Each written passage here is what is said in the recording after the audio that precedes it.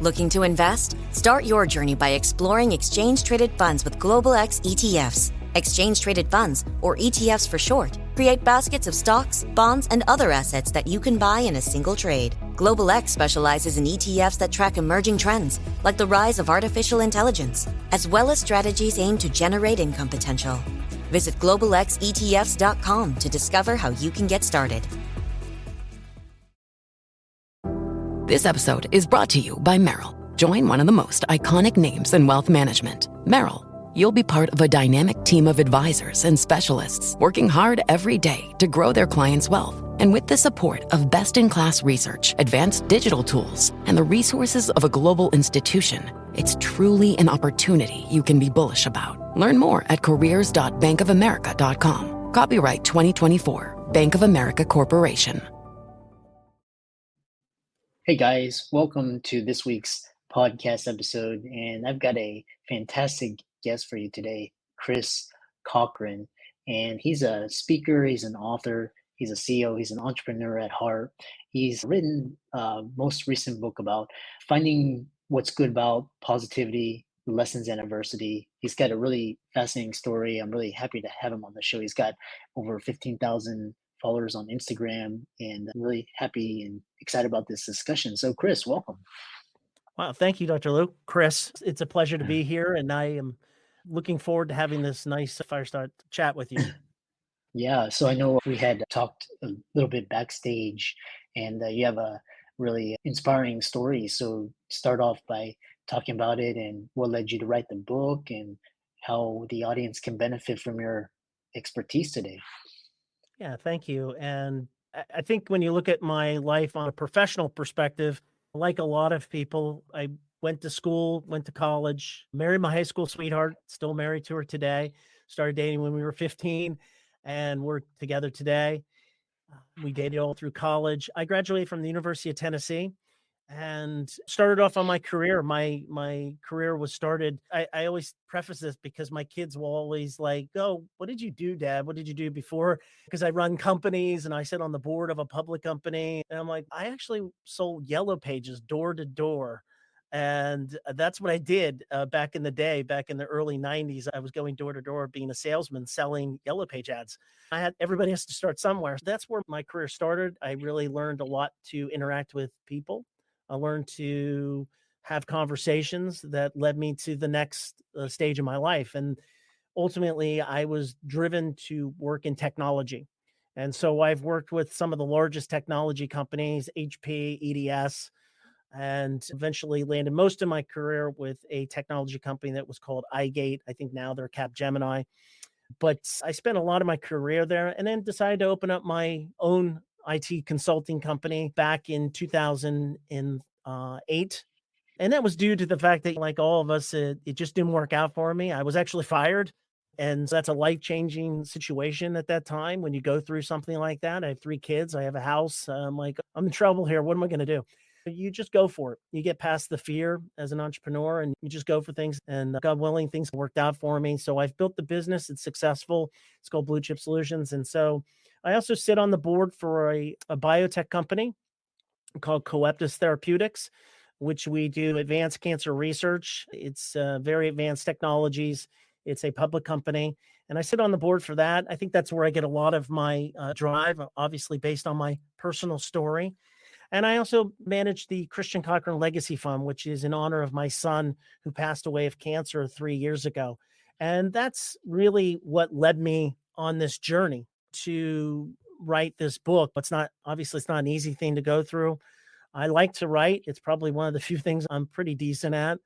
And over a year and a half ago, I sat down, went back through all my journals, the journey that I took with my son, the days, that year that he lived. I wrote a lot in a journal. And I had to go back, capture all those things. And so that's where the book was inspired by. The title is What's Good About Today, A Purpose-Driven Life. And I'm always seeking that purpose-driven life. I feel like the book is a roadmap for others to help them guide them in a purposely driven life. The words "what's good about today," it comes from my son, who used to say to my wife and I when he got this diagnosis on August 26th, 2020, right at the beginning of COVID, when parents came to him and said, "We were so sorry that this happened to you." Christian said, "It's okay. I wouldn't want this burden on anyone. This is my burden. I take it." And he never complained one time from the moment he was diagnosed to the moment he took his last breath with us around him. And he used to remind us every day when we were sad and we were upset, he would say, "What's good about today?" And you think about that, it stopped me and it made all of us stop. And he would tell everyone what's good about today because it was a daily reminder of all that is good in our day. You just got to look at it. And even in the difficult times and the things that are bad, you can find goodness in any single day. And so my job is to go out there and to, if you want to call it preach it, is to help people recognize the good in each and every single day. And I think the book is a testament. I'm simply a guy telling the story of what I've witnessed with my son. Very, very heartfelt story, and a lot of the listeners, I'm sure they resonate with that. And what's interesting, I do this experiment every morning. I get out of bed, and normally I'm in Houston, which is not a really a great city, but I think when I get out of the city and then I wake up and step out of bed and I remind myself you don't have anything to complain about. So it's so I love to dive into the conversation, and we talked about your motivation and then your son. So one thing that people talk about a lot is resiliency, and you talk about finding positivity in adversity. How can people apply this mindset to find positivity in their own lives? Because people are going through all different challenges, and a lot of the things that we think are problems are not actually real problem. People are starving, or they don't have shelter. How do we apply this mindset? It's a great question. It's tough, right? The universal thing that we all have in our life is grief, right?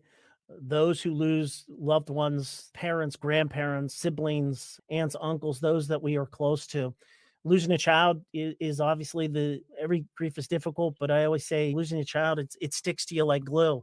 It's not, it never washes away. I've lost my parents and you can get over that, but over time, but a child just sticks to you. But the thing that I would tell those who listen, and one of the things that my son Christian taught me, and I talk about this, is so many of us have to-do list. We have these to-do lists. What do I got to do today? I got to write it down. I got to-dos, to-dos, to-dos. My son had a to-love list. And it was extraordinary because it was really, if you change that mindset of this to love list, you find out that you're approaching the world a lot differently. And you also, when you go through these difficult times, as your listeners do, and all of us do, is you have to also realize that you're not in control, right? What we are in control of is what we have right now with me and you together here talking. That's what I have right now. I don't know when we get off this, and life changes for everybody very quickly, changes on a dime. And I say that because, Chris, my life was perfect. When I say perfect, it still is. I love my family. We're close. We're a tight-knit family. But when I say perfect, business was roaring. My kids were, Christian just graduated college. He was ready to take on the world. He's coming out actually to the West Coast. He was an actor, and he's full of talent, full of life. I have two other children that are younger. Life was moving perfectly, and bam, it just hits you, right? He's hit with a terminal cancer, and he's given a less than 1% chance of living at 22 years of age. And so what I tell you is life can change on a dime, but it is important that we strive for optimism. We remain humble, and even in the face of despair, we really have to approach things that way. So I think my message is optimism and strength, and always remain present in the moment. And it sounds like you did that this morning as you do. And I think rituals are great when you wake up in the morning. I have same rituals. I do the same type of things. I pray. I hope for a good day. I hope for the armor of God to give me the strength. And I think those are things that are important for us to do, and they help us through the day. Yeah, I really, like I said, I think this for the audience, this is really a very inspiring and moving episode. Next question is, because you talked about a to love list, and what's interesting is this is a business entrepreneurship podcast, and a lot of it's like finances, but a lot of it there's a bigger meaning. So talk about intentional living and living a life with purpose, intention, inspired by lessons from your book and actionable steps to incorporate these principles into their lives. Yeah.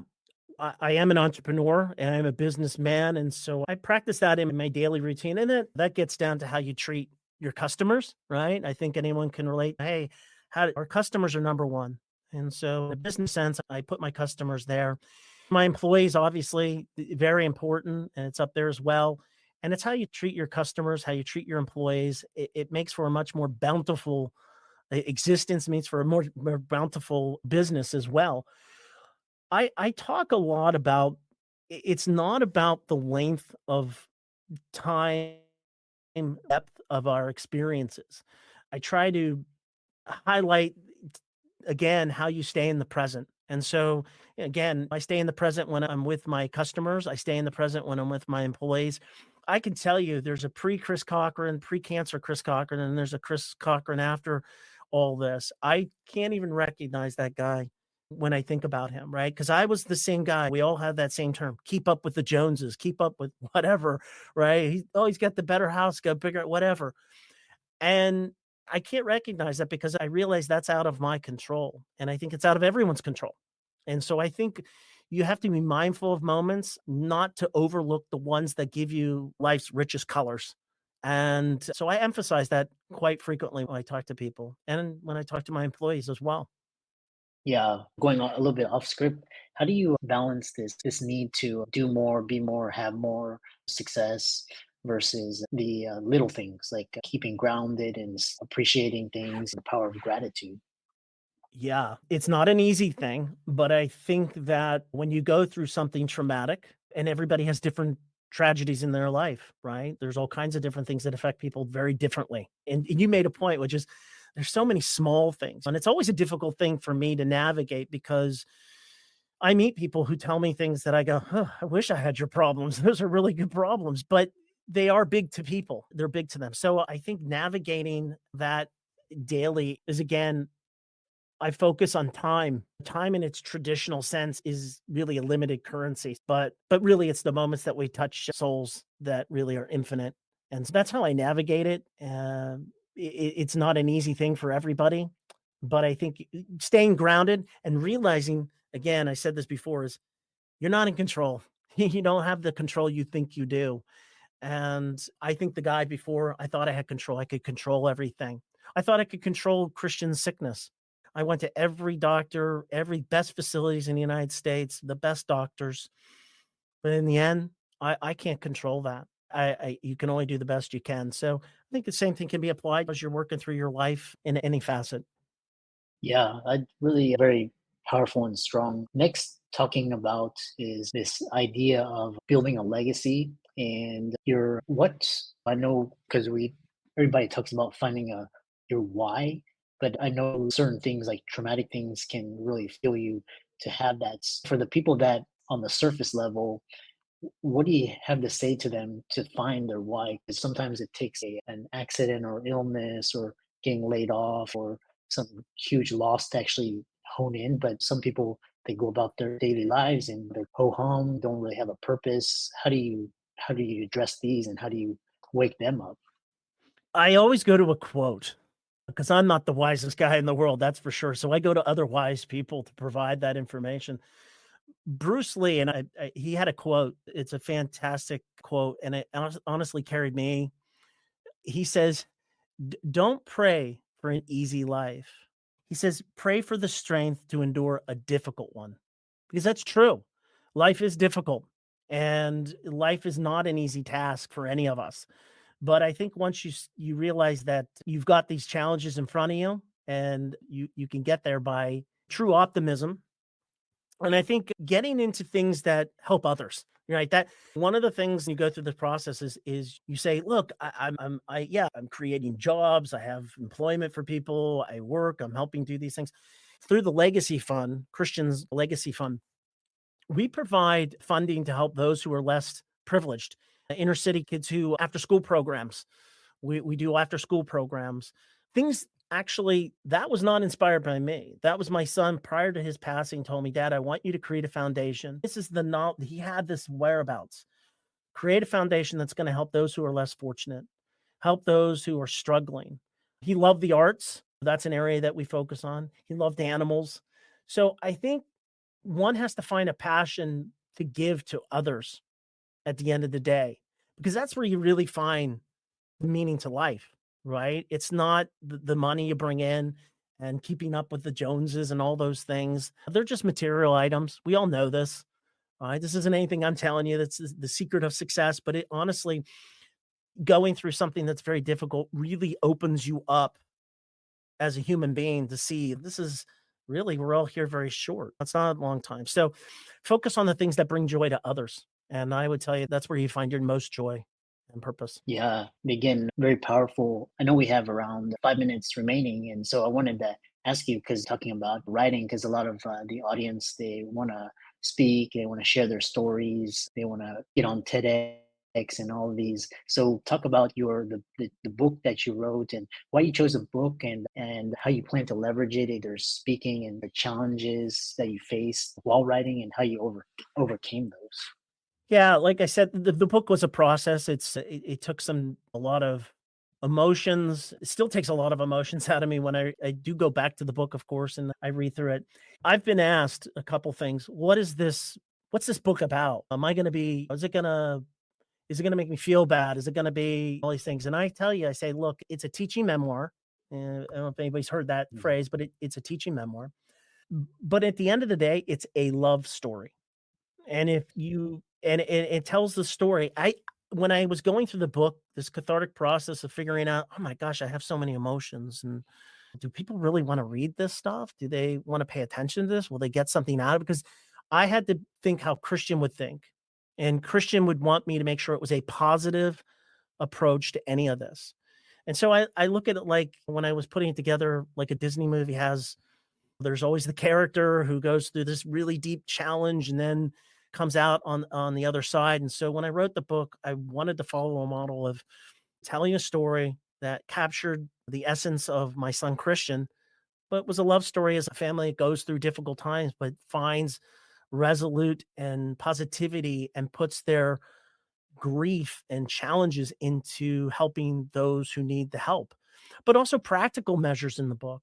At the end of every chapter is an opportunity to learn how to take this into the world. So whether it's living with acceptance, strive for optimism, remaining humble, even in the face of some of these things. And I think the other thing is strive for empathy. There's such lack of empathy in many things. So that's a big overreaching thing in the book.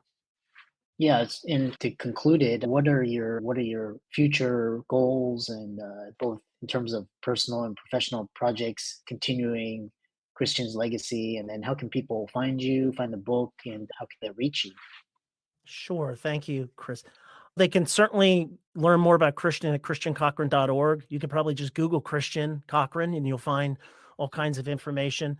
As it relates to myself, I say I take one day at a time, Chris. I'm not a big forward thinker anymore like I used to be. I can't change my past and I can only do things today that will affect my future.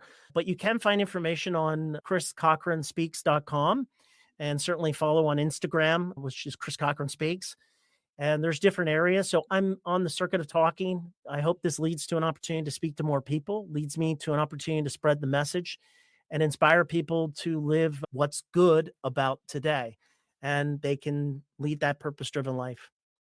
Yeah, I love that. I really enjoyed this conversation, and talking to you, it reminds me, you never know what people are going through, and if your pre, I guess your prejudgments, they're usually way off. And So what I true. love, and empathy, and just understanding, compassion. And I really enjoyed talking with you. For the audience, be sure to give Chris's socials a like and follow. Check out his book, which will be in the links and show notes. Leave a 5-star review, and thanks so much for coming on. Thank you so much, Chris. I appreciate it. And thank you for the opportunity to speak to you and the audience. Thank you again.